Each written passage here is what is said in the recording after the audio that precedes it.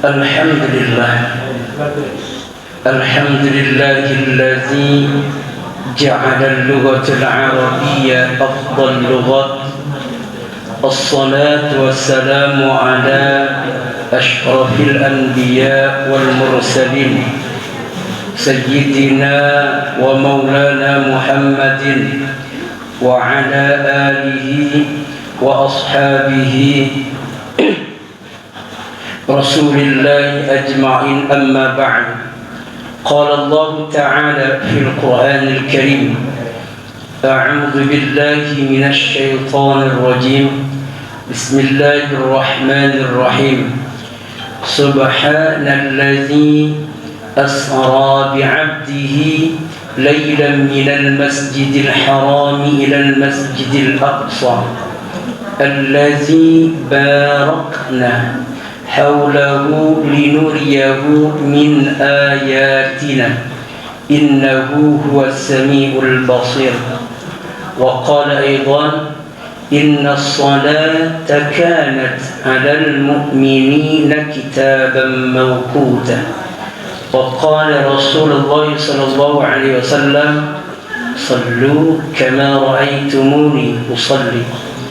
Yang sama-sama kita hormati Ibu Wakil Ketua Pengadilan Jambi, Agama Jambi, yang kami hormati bapak-bapak, para pejabat di lingkungan Pengadilan Agama Jambi, bapak-bapak, ibu-ibu, serta adik-adik mahasiswa UIN Jambi, hadirin wal hadirat yang berbahagia. Sebelum saya ceramah, saya ingin memperkenalkan diri saya dulu. Nama Antoni Ramli. Dulu saya pernah kuliah dari tahun 99 sampai 2006 di IAIN Jambi, dapat gelar sarjana sosial dan magister pendidikan Islam. Umur sekarang 46 tahun, insya Allah November nanti genap 46 tahun. Saya adalah anak nomor 8 dari 8 bersaudara. Kenapa bapak emak saya banyak anak? Di kampung saya dulu dapat kabar belum ada listrik, TV nggak ada, jadi aku lagawekan gitu. Sudah sembahyang Isya tentang kelamuan ini. Kemudian anak saya untuk sementara 6.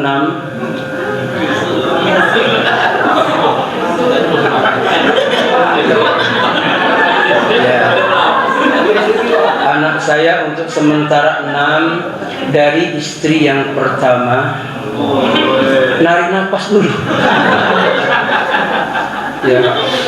Anak saya 6 dari istri yang pertama dan yang terakhir. Karena bagaimanapun perempuan tidak mau dimadu, betul dah Bu? Mau gak dimadu?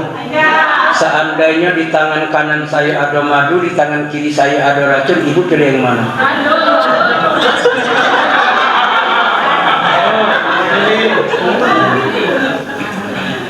Tinggal di kota Jambi, tepatnya di Kelurahan Ulgedong. Keseharian saya pengasuh pondok pesantren yang ada di Kabupaten Batanghari. Nama pondok pesantren kami adalah Fathur Rahman. Pondok pesantren kami, ibu, bapak, itu adalah pondok pesantren Tahassus Al-Quran. Kemudian di Rosah juga, di Rosah Dinia. Itu pondok pesantren kami baru berdiri jalan 6 tahun. Insya Allah tahun ini akan kami wisuda. Sekitar 18 santri yang sudah mungkin hafal Quran 30 juz. Dan santri kami tercepat di masa Covid waktu namanya Muhammad Dewa, di usia 13 tahun 21 hari hafal Al-Quran 30 juz ya. 21 hari hafal Al-Quran 30 juz, dan itu kami mengadopsi dari Dr. Ahsin Sakhab Itu kami mengadopsi metode di Kuningan. Setelah itu Bapak Ibu ada juga yang 3 bulan, ada yang 4 bulan. Kalau anak saya 2 orang, alhamdulillah itu 1 tahun hafal Al-Quran 30 juz, dan insya Allah tahun ini akan diwisuda keduanya. Tinggal lagi ada 3 anak saya yang insya Allah saya akan menggerakkan mereka untuk menghafal Al-Quran. Satunya di Darul Quran di Jawa, 2-nya masih SD dan masih TK. Itulah perkenalan kita. Semoga Allah panjangkan umur kita, Allah cukupkan rezeki kita. Yang belum dapat jodoh, semoga Allah temukan jodohnya yang baik. Kok yang amin sudah pada jenggotan semua nih kan? Ya. Yang belum dapat keturunan, semoga Allah berikan keturunan yang saleh dan salehah.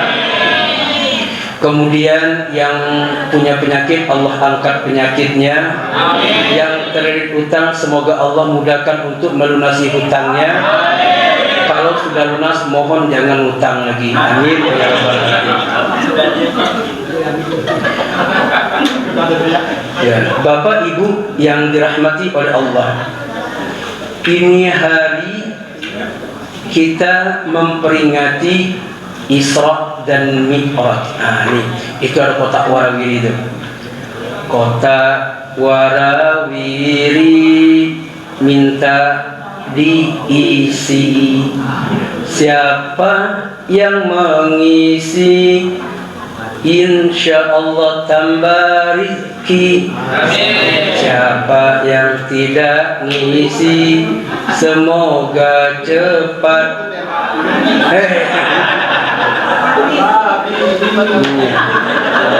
Cepat babi. Ya silakan aja.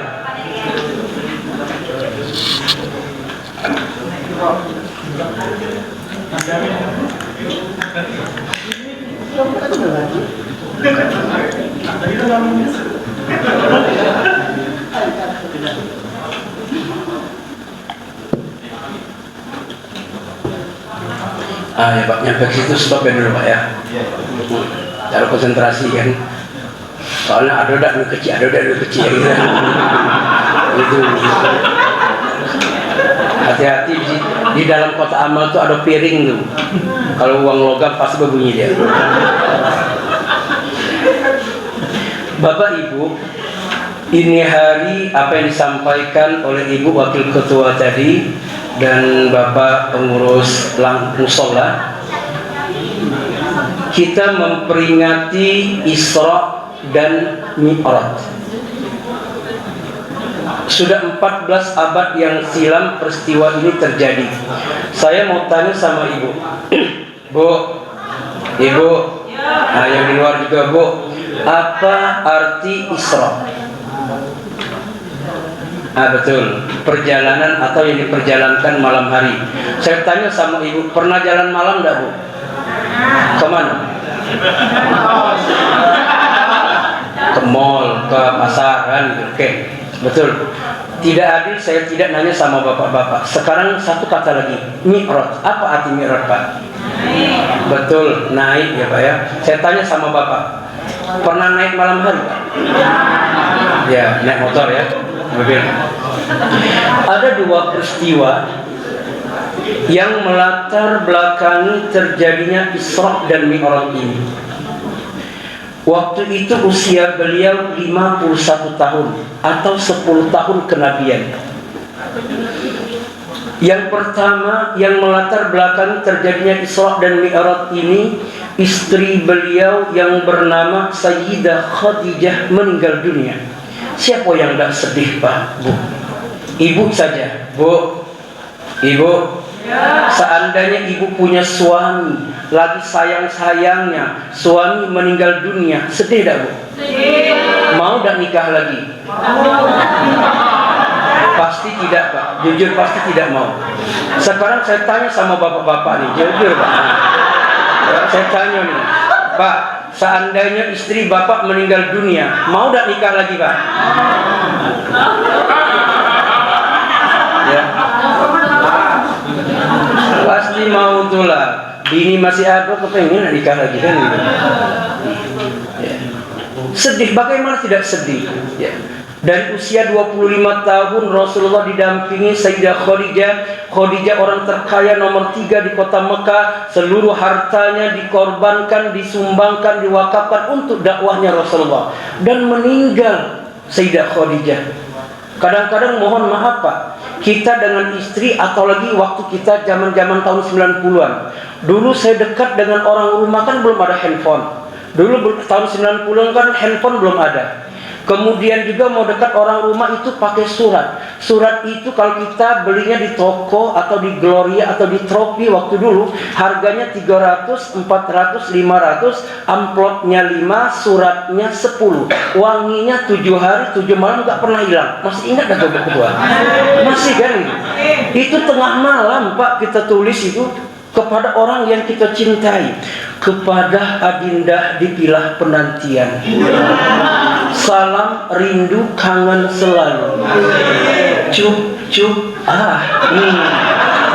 Begitu romantisnya dulu. Mulai itu memuji sayang. Engkaulah bulan, engkaulah bintang. Gara-gara engkau abang banyak utang. Sayang, kita tahu film India itu sedih, tapi lebih sedih cinta kita berdua. Oleh sebab itu sayang, maka penjajahan di atas cinta harus kita hapuskan, karena tidak sesuai dengan peri kemanusiaan dan peri keadilan dan perjuangan pergerakan. Begitu dulu ya. Pantun yang familiar tahun 90-an, 4 kali 4 16, sempat tak sempat. Sudah tuh dibikinlah gambar I love you, di situ I love, ada panah di bawahnya dari orang yang mencintaimu. Yang malam itu terbayang karena orang yang kita cintai. Ya. Rasulullah sedih secara manusiawi, beliau sedih. Bagaimana tidak Pak? Kalau kita punya istri cantik, baik, kaya, taat kepada Allah, taat terhadap suami, saya berpesan, kalau dia belum meninggal, janganlah dikubur dulu.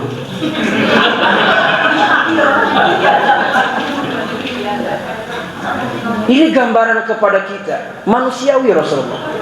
Tidak beberapa lama kemudian, paman beliau yang bernama Abu Thalib meninggal dunia. Siapa yang tidak sedih Pak? Dari usia 8 diasuh oleh pamannya ngembala domba, kemudian itu diajarkan berperang, diajarkan berdagang. Di usia 25 tahun Rasulullah nikah, pamannya yang terdepan untuk melamar Sayyidah Khadijah. Kemudian di usia 40 tahun dapat wahyu yang pertama, pamannya juga yang melindungi dari kaum kafir Quraisy tersebut. Dan ketika sakratul maut, Rasul mengajak pamannya untuk masuk Islam, tapi pamannya tidak mau untuk masuk Islam. Kesedihan itu memuncak ketika pamannya meninggal dalam keadaan tidak Islam. Disitulah sedihnya Rasulullah. Tidak beberapa lama kemudian orang-orang kafir Quraisy, pimpinan Abu Jahal mulai mengerongrong Rasulullah, mulai memusuhi Rasulullah. Kemudian orang-orang yang masuk Islam, orang-orang yang sudah masuk Islam itu mulai satu persatu ditangkap, disiksa, bahkan dibunuh. Dan puncaknya ekonomi orang Islam mulai dihalang-halangi, mulai diembargo, dan tidak ada lagi kepercayaan diri waktu itu di kota Mekah. Tidak nyaman lagi.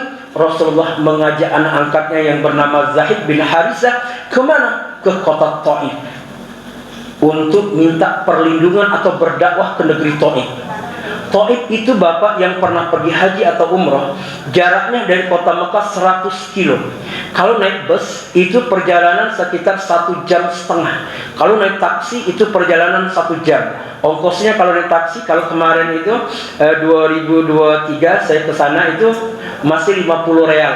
Ya, masih 50 real. Nah, dan ini artinya apa? Rasulullah berjalan naik onta ke sana, menempuh perjalanan 4 hari 4 malam, mendakwahkan di kota Taif, tepatnya di kampung namanya Bani Sakif. Sampai di sana didakwahkan 3 hari dakwah, tapi satu pun tidak mau mengikuti ajaran Rasulullah. Dan bahkan Rasulullah dihina, dicaci maki. Puncaknya pada hari tersebut beliau diusir dari negeri Taif tersebut. Menghindarlah Rasulullah. berteduh di bawah pohon kurma. Karena lemparan orang-orang Bani Sakif tersebut, kucurlah darah di jidat beliau, dan menyandarlah beliau di pohon kurma dua anak yatim, yakni yang bernama Rabi'ah. Setelah itu datanglah orang Yahudi yang bernama Ad-Das dan memberikan satu tangkai anggur warna hijau yang diberikan kepada Rasulullah. Datang malaikat Jibril, Muhammad, saya diutus oleh Allah untuk mentaati perintahmu sekarang. Sekarang ini kalau engkau perintahkan saya untuk mengangkat dua jabal ini, akan kutimpahkan kepada orang Taif. Apa kata Rasul? Jangan. Jawabnya Rasulullah, Jibril, jangan sakiti mereka. Mengangkat kedua tangan, Allahumma hdi biqaumin fa innahum la ya'lamun. Jangan Jibril, mereka melempariku, menyambitiku, memusuhiku karena mereka tidak tahu kalau saya ini adalah Rasul mereka. Kalau seandainya mereka tidak mau ya Rasulullah, mungkin anaknya, tidak mau anaknya, mungkin cucunya, tidak mau cucunya, mungkin generasi mereka nanti. Terbukti Pak, negeri Taif sekarang ini subur dan makmur, sayur mayur tumbuh di situ, dan pabrik parfum terbesar di Taif adalah pabrik parfum Mawar, dan itu ada di negeri Taif. Makanya Ibnu Abbas ketika meninggal, dia pengen dikuburkan di negeri Taif. Dan kalau kita ziarah itu ada Masjid Ibnu Abbas, dan disitulah Rasulullah SAW dengan doa Rasul, negeri Taif itu baldatun thayyibatun wa rabbul ghafur. Kembali ke kota Mekah. Dalam kesedihan itu beliau berkata kepada Allah, ya Rabb, kalaulah saat sekarang ini orang-orang Taif memusuhiku, melempariku, menyambitiku, aku masih ada tempat untuk menghindar. Tapi ketika engkau memusuhiku ya Allah, kemana akan ku pergi? Kemana akan ku berlindung ya Allah?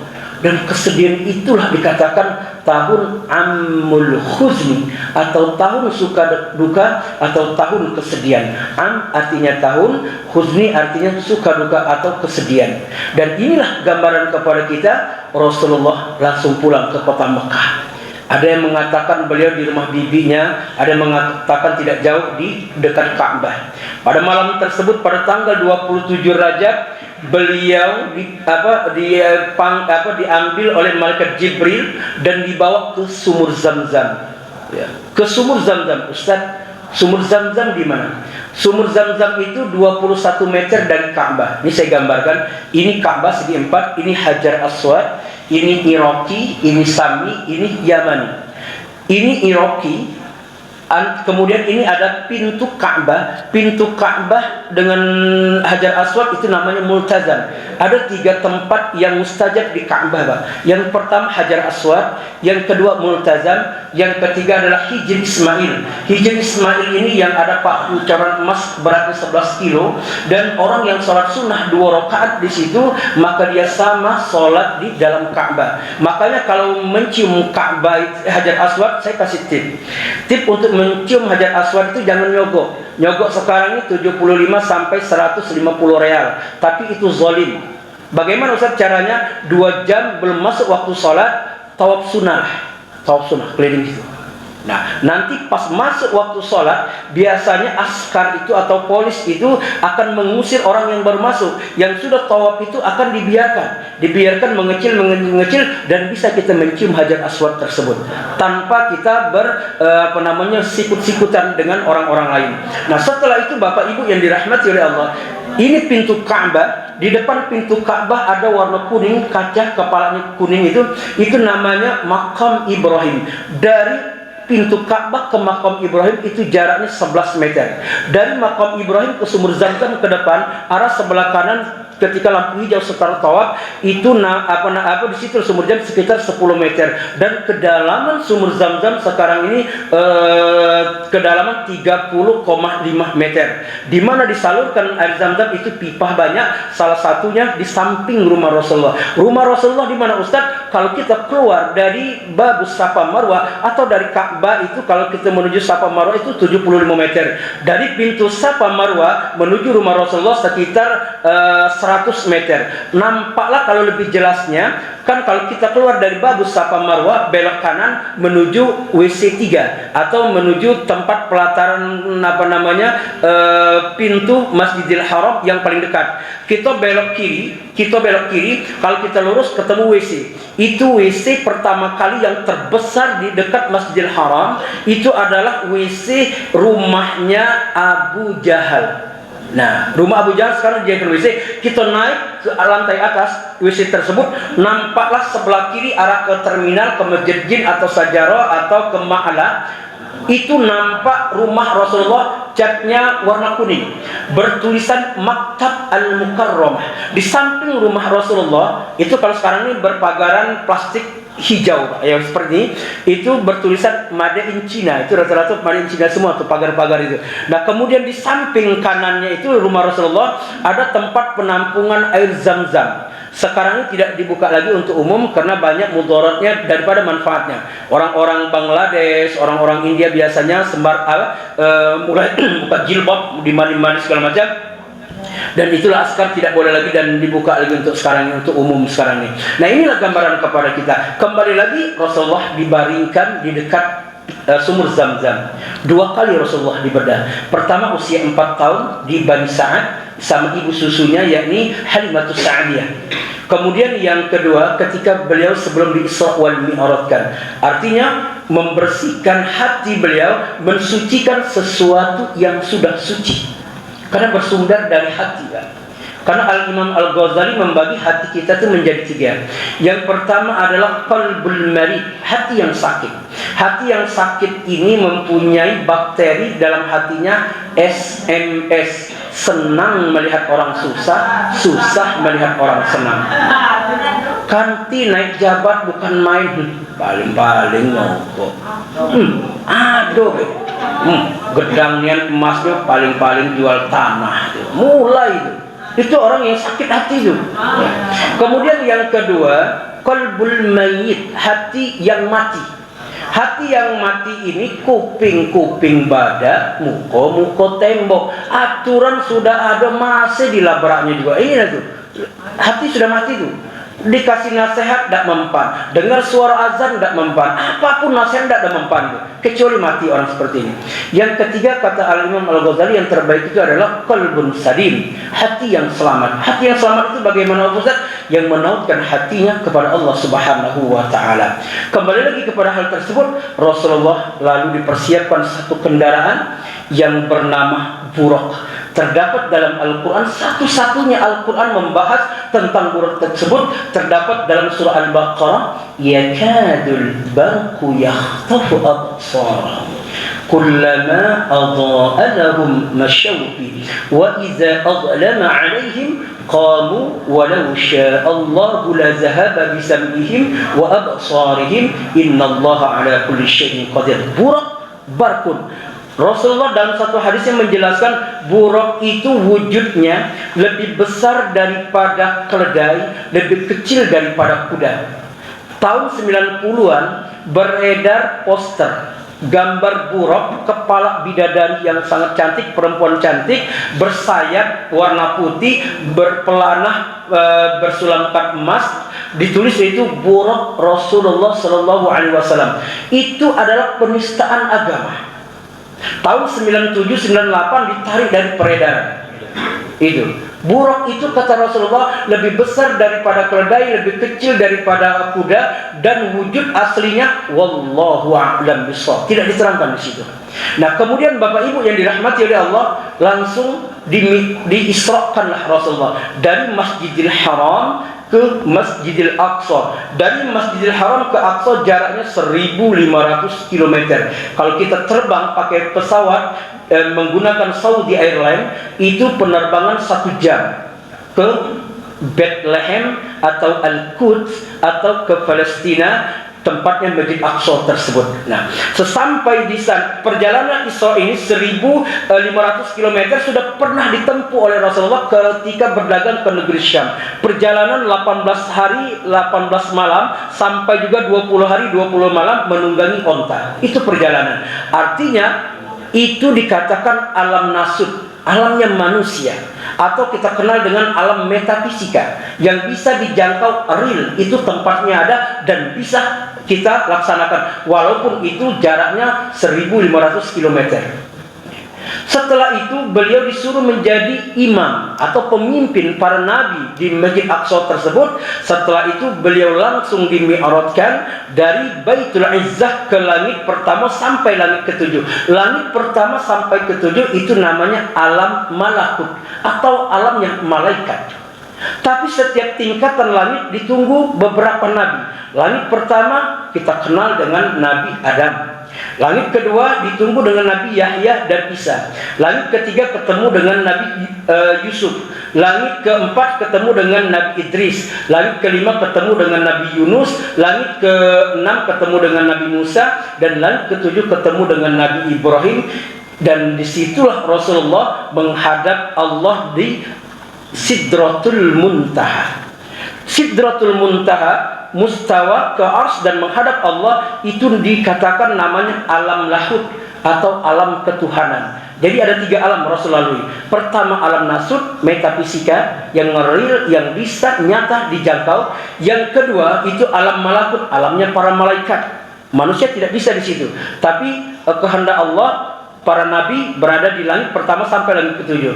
Kemudian setelah Sidratul Muntaha sampai menghadap Allah, itu tidak bisa lagi malaikat nembus. Di situ yang diizinkan oleh Allah tidak lain dan tidak bukan dikatakan namanya alam lahut atau alam ketuhanan. Dapatlah perintah sholat 50 waktu.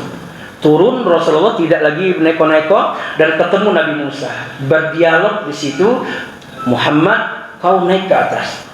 Minta keringanan kepada Allah. Umatku besar-besar, hidungnya mancung-mancung, tinggi, tidak mampu menjalankan satu waktu. Apalagi umatmu yang pendek-pendek, ya, tidak bisa.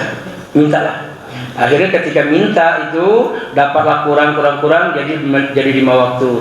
Muhammad minta lagi kan, malu Rasulullah, dan pada waktu itu turunlah Rasulullah pada pagi harinya dapat membawa sholat 5 waktu tersebut, di mana beliau mengumumkan kepada orang-orang Islam dan orang-orang kota Mekah pada waktu di Jabal Abi Qubais. Ustaz, Jabal Abi Qubais itu di mana Pak Ustaz? Kalau Bapak pernah pergi umroh yang jaraknya 200 meter atau 200 meter itu di depan Hotel Snud, dari Hotel Snud atau di WC 3. Kalau kita keluar dari apa tuh, nah kita belok kiri. Belok kiri itu nampak itu gunung yang sangat tinggi itu. Kemudian kalau kita mau jelasnya, kalau kita keluar dari Babus Safa Marwah, ketika kita selesai tahallul, kalau kita belok kiri yang saya ceritakan tadi ke Masjid Jin atau ke terminal atau ke jembatan, kita lihat di depan. Lihat di depan belok kanan sekitar jaraknya 20 meter. Kita lihat di depan ada rumah yang sangat bagus. Itulah Istana Raja. Dan Istana Raja itu berdiri di Jabal Abi Qubais. Diumumkanlah tentang Isra wal Mi'raj tersebut.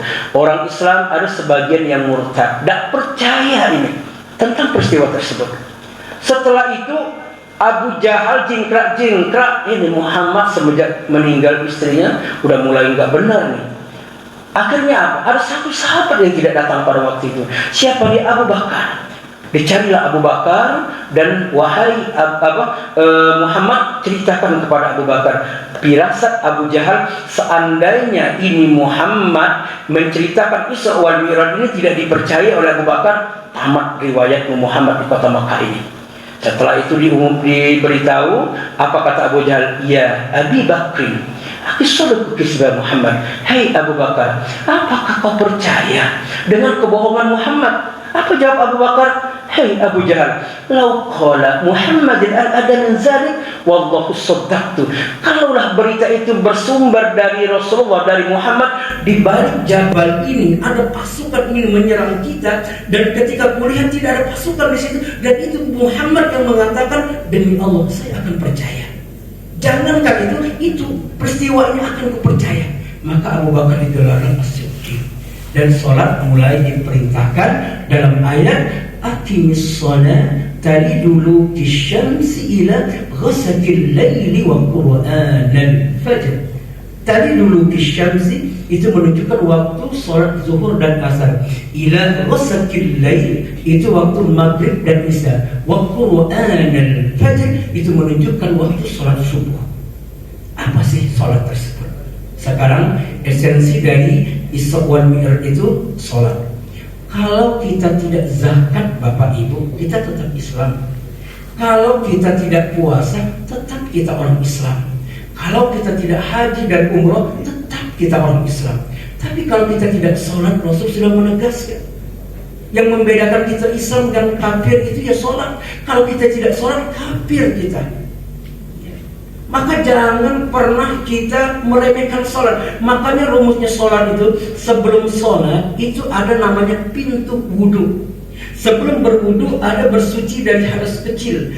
Sebelum bersuci dari hadas kecil ada bersuci dari hadas besar, yakni mandi wajib. Mandi wajib itu Rasulullah mengajarkan terhadap istrinya Aisyah maupun Maimunah. Mandi wajib itu 4 tata cara mandi wajib. Yang pertama, mencuci kemaluan dengan tangan kiri. Kalau mandi wajib Bapak Ibu ya, misalnya besok pagi mandi wajib nih, misalnya kan, cuci tangan cuci kemaluan dengan tangan kiri. Yang kedua, mencuci tangan, ya. Dicerah-cerahkan tangan itu, dibersihkan. Yang ketiga, tangan ini dicelupkan ke air dan diselah-selahkan ke rambut. Makanya orang terdahulu, orang-orang tua kita dahulu, ketika dia lagi menstruasi, ketika haid, dia ketika rambutnya rontok itu digumpal-gumpalnya, ditaruh di bawah tikar atau di bawah bantal. Entar ketika dia sudah suci, dia ambil itu rambut dan disertakan. Begitu keterhatian orang terdahulu. Kemudian yang keempat, baru mengambil air wudhu seperti orang sholat. Baru kita ambil gayung, mandi dengan niat nawaitu ghusla li rabbil hadasi akbari an jami'il badani minal jabanati faradan alayya lillahi ta'ala. Ustaz, panjangnya bisa tak pendek? Bisa. Nawaitu ghusla li rabbil hadasi akbari an jami'il badani faradan lillahi ta'ala. Ustaz, tak bisa pakai bahasa Arab, bisa tak pakai bahasa Indonesia? Bisa. Sahaja aku mandi wajib menghilangkan hadas besar seluruh tubuhku karena Allah lillahi ta'ala. Dan bisa juga Ustaz terlalu panjang, pendek bisa. Sahaja aku mandi wajib lillahi ta'ala. Dan bisa juga Pak Ustaz mati belah. Susahnya ngajarnya kan gitu. Ustaz, kami mandinya di sungai Pak Ustaz. Sekarang kan lagi pasang tuh Sungai Batanghari. Bisa tak mandi di sungai, mandi wajib? Bisa. Dari tabik itu sudah baca. Nawaitu ghusla li rabbil hadasi akbari an jamil badani minal jabanati fardhan alayya lillahi ta'ala. Tapi dalam air, tolong baca niat yang kedua. Ini banyak guru-guru ngaji tidak ngajarin nih. Niat yang kedua apa Pak Ustaz? Ketika di dalam air, baca niat kedua. Sahaja aku mandi wajib, niat timbul lillahi ta'ala. Kalau tidak ada timbul seperti cewek yang terjun di jembatan Abu Satu kemarin. Orang mau sholat Jumat terjun di situ kan gitu. Nah, timbulnya di pelabuhan kemarin. Nah, inilah gambaran kepada kita. Setelah bersuci dari hadas besarnya sudah oke, baru situ bersuci dari hadas kecil. Mohon maaf Pak, siksa kubur yang pertama kali dalam kubur itu adalah orang yang buang air kecil tapi tidak dibasuh. Kalau perempuan mah rapi buang air kecilnya. Kita bapak-bapak nih, misalnya ngantar pergi pulang kampung atau pergi mancing atau pergi ke kebun, ketika itu kebelat pipis, lihat kiri lihat kanan, silahkan di kebun itu buang air kecilnya, silahkan, tidak ada masalah. Tapi ada adabnya, tidak boleh menghadap ke kiblat dan tidak boleh juga membelakangi kiblat kalau posisi kiblat itu kita tahu. Yang kedua, lihat yang tempat yang kita buang air kecil tersebut, ada tidak binatang di situ. Seandainya ada semut berjalan, ramai semut di situ, jangan dikencingi semut tersebut. Takutnya semut itu lagi bagi-bagi MBG. Kalau dikencingi teracun dan semua tuh semut, kan gitu.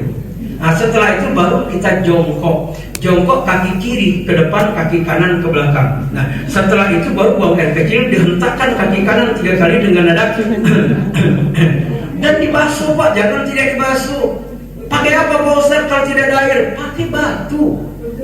Tapi tolong jangan batu gilingan di kantin. Batu tidak ada Pak Ustaz, ambil kayu kering. Nah, ambil kayu kering, tapi diperhatikan dengan seksama bahwa pokok kayu tersebut tidak ada semutnya. Kalau ada semutnya nanti bengkak digigitnya kan. Kalau permanen mendingan kan gitu. Kayunya tidak ada Pak Ustaz, ambil daun kering 3 lembar. Daun kering boleh daun rambutan, boleh daun pokok durian, boleh daun pisang, semuanya boleh kecuali 2 daun yang dihindari, daun rengas dengan daun jelantah. Jangan coba-cobain ya. Ya pokok rengas dengan pokok jelantah jangan dipakai. Nah, ya. Setelah itu Bapak Ibu dirahmati oleh Allah, baru membersihkan. Bagaimana caranya Ustaz nih? Saya ajarin ya. Mohon maaf ya, ini untuk bapak-bapak. Ya belajar. Kalau ibu-ibu marah, tapi saya yakin ya. Ini daun pertama dari bawah, tapi tidak bunyi. Daun kedua dari atas, daun ketiga dari bawah. Cukup 3 kali. Ustaz kalau pakai tisu lebih bagus lembut, tapi perlakuan tetap bawah atas bawah. Jangan mentang-mentang tisu lembut nanggung Ustaz gini aja. Cek itu kayak pistolnya. Setelah itu baru ngambil air wudhu. Baru sholat dulu. Allah perintahkan dalam Al-Quran, merintahkan kepada Rasulullah bagaimana cara berwudhu yang benar. Ya ayyuhallazina amanu idza kuntum ila shalah faghsilu wujuhakum. Apa kata Allah? Hei hamba-hambaku yang beriman, kalau engkau ingin menyempurnakan sholatmu, maka sempurnakanlah wudhumu, basuhlah wajah. Ini wajah, ya. Wajah, nih. Makanya kalau kita lihat nawaitu doa li rabbil hadasi asghari fardhan alayya lillahi ta'ala, atau nawaitu ghusla li istibati sholati fardhan, nawaitu doa li istibati sholati fardhan alayya lillahi ta'ala, baru kita masukkan ke muka kita. Katakan. Setelah itu wa aydiyakum ila marafiq. Kau basuh tanganmu. Allah perintahkan membasuh tangan dari jari jemari sampai ke siku. Kami di seberang Pak, di masjid kami itu di seberang itu masih ada kolam. Ketika kami berwudu seperti ini benar. Kebanyakan sudah pakai keran, orang berwudu gini dan sini dulu, ini tidak sempurna. Karena Allah perintahkan wa aydiyakum ila marafiq. Kau basuh tangan dari jari jemari sampai ke sini. Maka kita tampung air, nih, ratakan. Yang ketiga, wamsahu birusikum, kau sapu kepalamu. Kebanyakan orang kalau menyapu kepala bukan ke kepala tapi ke jidat. Itu hati-hati. Yang keempat, wa arjulakum ilal ka'bain, kau basuh kakimu. Kaki itu hati-hati. Kebanyakan kalau orang pakai keran, kakinya ditendang-tendang itu air. Nah ini yang bisa membahayakan sholat kita. Nah setelah itu baru masuk sholat. Sholat bagaimana Pak Ustaz? Yang diajarkan guru-guru kita. Ketika Allahu Akbar sedada maupun sedaun telinga. Lebih itu tidak dibenarkan. Allah itu nggak boleh.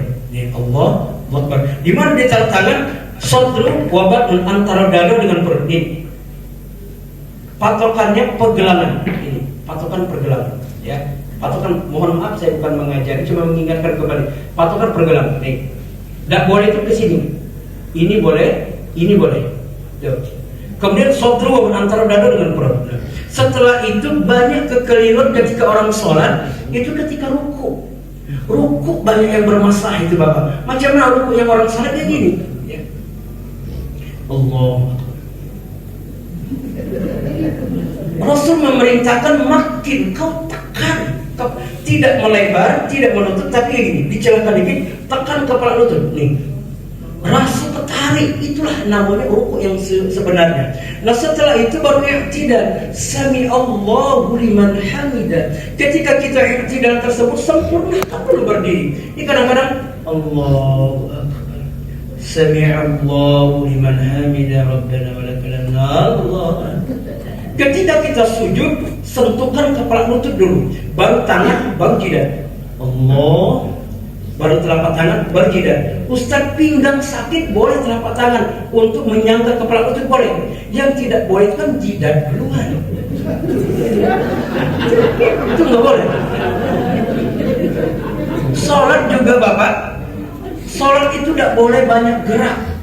Tolong jangan banyak gerak. Ini kadang-kadang Allahu Akbar, Bismillahirrahmanirrahim, Alhamdulillahirabbil alamin, Arrahmanirrahim, Maliki yaumiddin. Banyak yang gerak. Ya. Ada yang ngigit kuku. Kemudian dalam sholat itu juga, makanya saya kalau jadi imam, itu merek sarung saya itu saya taruh di atas. Makmum pasti baca itu. Allahu Akbar. Gajah dulu. Paling-paling hadir. Di atas kebaca itu. Ibu juga kan kita 39 hari lagi masuk Ramadan tuh. Insya Allah Ramadan tahun ini jatuhnya tanggal 1 Ramadan. Nah, selebihnya kita ikuti pengumuman pemerintah kan. Jelas tanggal 1 Ramadan. Ya. Ibu-ibu pakai mukena mohon jangan terlalu banyak warna-warni. Kasihan ibu yang di belakang.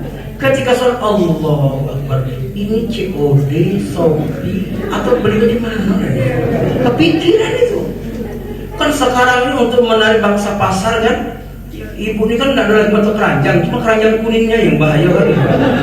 Nah kembali lagi kepada hal tersebut, itu sholat. Sama saja seandainya bapak-bapak nanti di Ramadan dapat giliran jadi imam minggu sholat di atau di masjid, mohon saya berpesan jangan terlalu cepat. Ini kadang-kadang kan nih dipertunjukkan kita ketika di waktu Covid di pondok pesantren Mambaul Hikam di Sragen itu 23 rakaat ditempuh dengan 7 sampai 10 menit.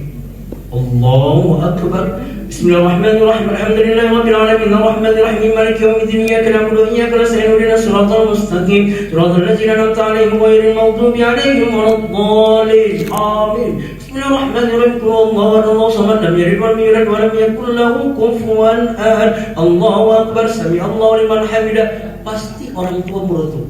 Pulang dari sholat witir tarawih tahun imam. Ya patah pinggangnya. Yang kori juga gaya Ustaz Saloni ini kalau imam janganlah belagu-belagunya. Allahu Akbar. Bismillahirrahmanirrahim. Apa kata orang udah? Subuh. Ya kamu bisa. Tapi alangkah sedihnya Pak sekarang ini musola, masjid itu kan yang ditunggunya datuk-datuk galon. Coba kalau di masjid itu yang azannya kayak misalnya kalau kita orang Jambi misalnya Melayu, Allahu Akbar, Allahu Akbar, kan enak. Ini kadang Allahu Akbar, sayup terdengar di telinga itu kan itu. Waktu apa mati, apalagi kayak Ustaz Saloni kalau azan, Allahu Akbar, Allahu Akbar. Alangkah enak seperti di Mekah Rasulnya kan gitu. Ini sekali azan, nari selimut kita. Tapi kalau kita di kota ini insya Allah jangan kan gitu. Tapi kalau di kampung-kampung sedihnya, azan ini gambaran kepada kita apa sih makna dari sholat tersebut? Itu bekal kita apa?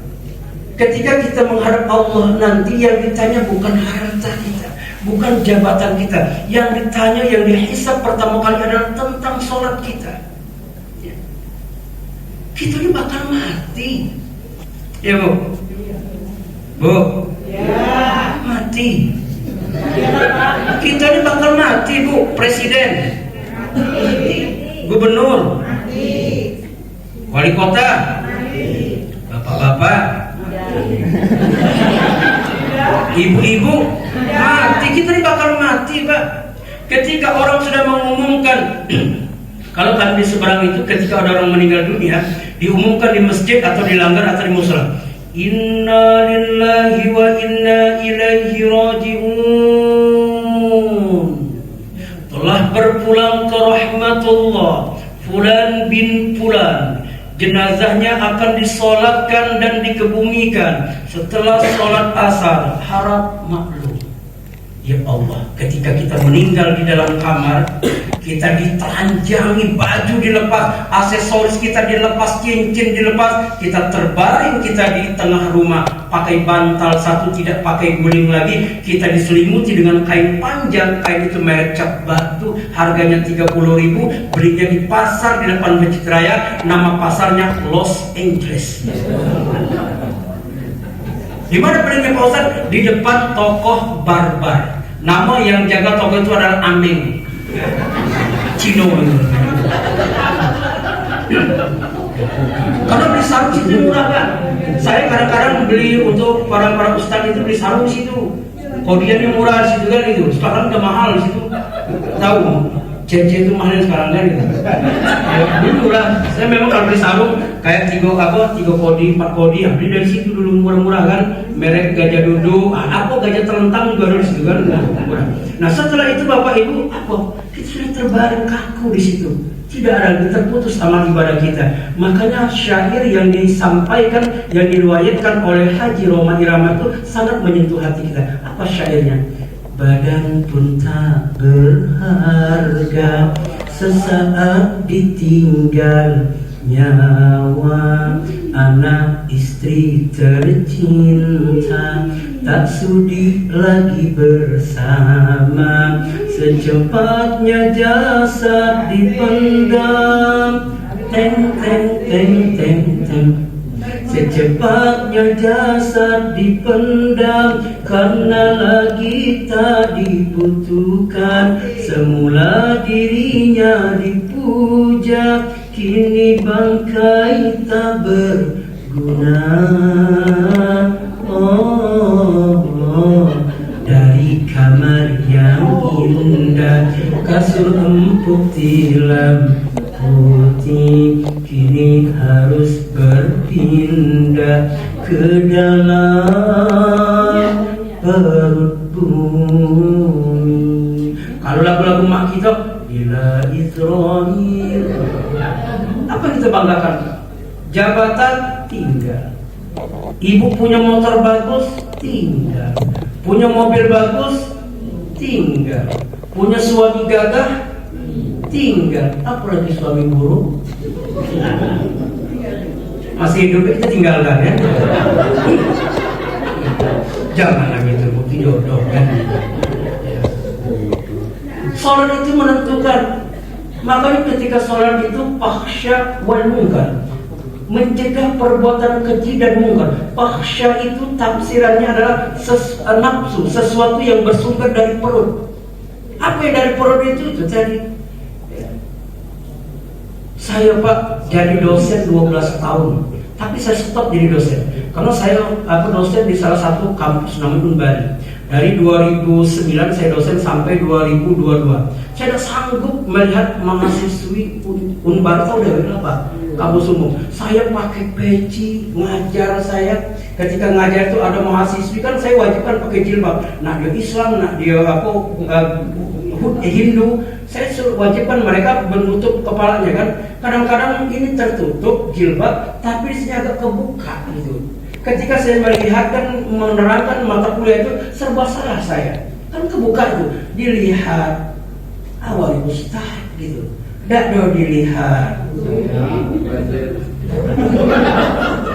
Ustaz itu manusia, coy.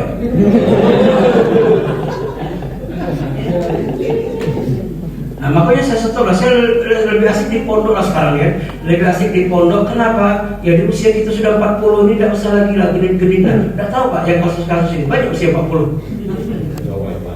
Paling banyak ya. Nah itu yang kita khawatirkan gitu.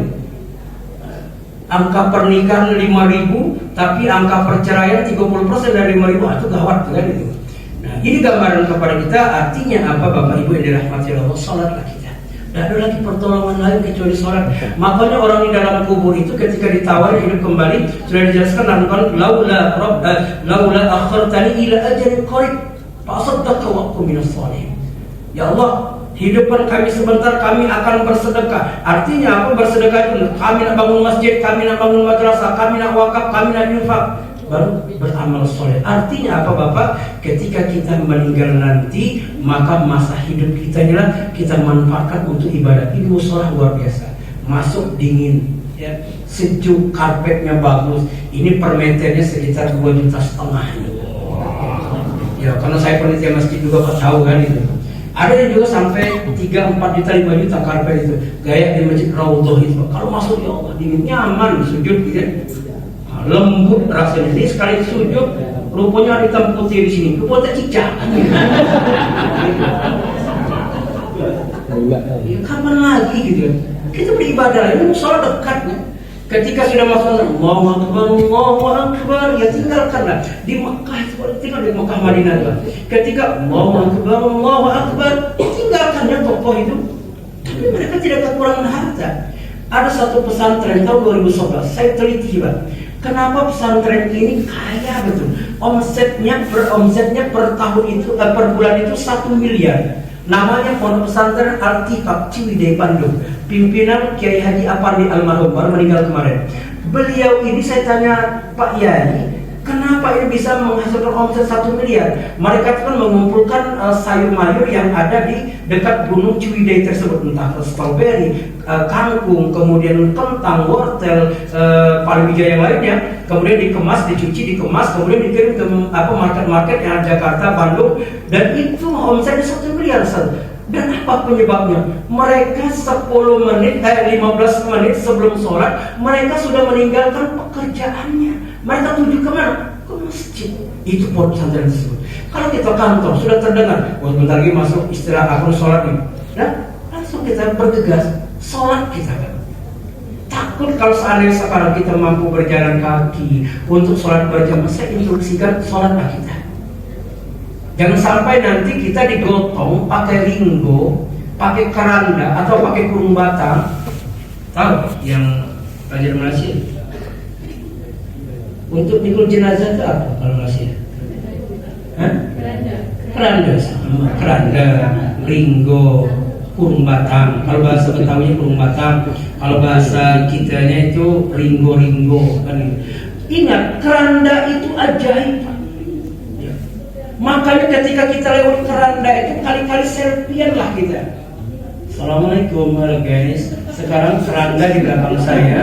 Ini merupakan kendaraan kita nanti. Jangan sombong ya, jangan sosok cantik ya, jangan sosok ganteng ya. Ini keranda nih. Karena keranda itu ngomong, hei manusia, jangan pernah engkau sombong, jangan engkau memalingkan wajahmu ketika bertemu denganku. Sesungguhnya akulah yang akan menghantarkan engkau ke dalam kubur nanti. Demi Allah Pak, keranda itu ajaib dan ajaib. Orang kampung saya, entah kalau di Malaysia, orang kampung kami ini yang masuk keranda itu tidak pulang-pulang lagi. Sama tuh Malaysia, yang masuk keranda ada pulang lagi. Ada pulang. Kalau pulang lagi itu lari semua Pak. Begitu dah kasihan. Nanti jangan pernah sombong lah. Ibadah kita, ya. Sholatlah kita sebelum kita disolatkan. Jadi Bapak Ibu yang dirahmati Allah, abang-abang saya, kakak-kakak saya, adik saya, dan adik mahasiswi yang di akhir zaman ini, kami hanya 2 berpesan. Yang pertama, jaga sholat 5 waktu. Kalau kita punya istri diajak Pak. Kalau kita punya anak-anak diajak Pak beribadah. Jangan beribadah sendiri. Ya. Yang kedua, zikrul maut, perbanyaklah ingat mati. Mengingat mati itu dalam arti kata kita tahu tujuan hidup kita. Apapun jabatan kita, apapun kedudukan kita bakal mati. Karena dunia mazratul akhirat, jembatan untuk menuju akhirat. Jangan sampai kita hidup di atas muka bumi ini lalai dengan sholat, maka itulah yang akan mencelakakan kita. Mumpung telinga masih mendengar, mata masih bisa melihat, hidung kita masih bisa mencium, kaki kita masih bisa melangkah, tangan masih bisa kita lambaikan, sholatlah kita sebelum kita disolatkan. Tidak ada lagi pertolongan kecuali sholat tersebut. Mudah-mudahan apa yang saya sampaikan ini ada manfaatnya. Terima kasih atas segala perhatian. Mohon maaf atas segala kekurangan. Wallahul muwaffiq ila aqwamit thoriq illa bisabilil haq. Wassalamualaikum warahmatullahi wabarakatuh. Waalaikumsalam warahmatullahi wabarakatuh.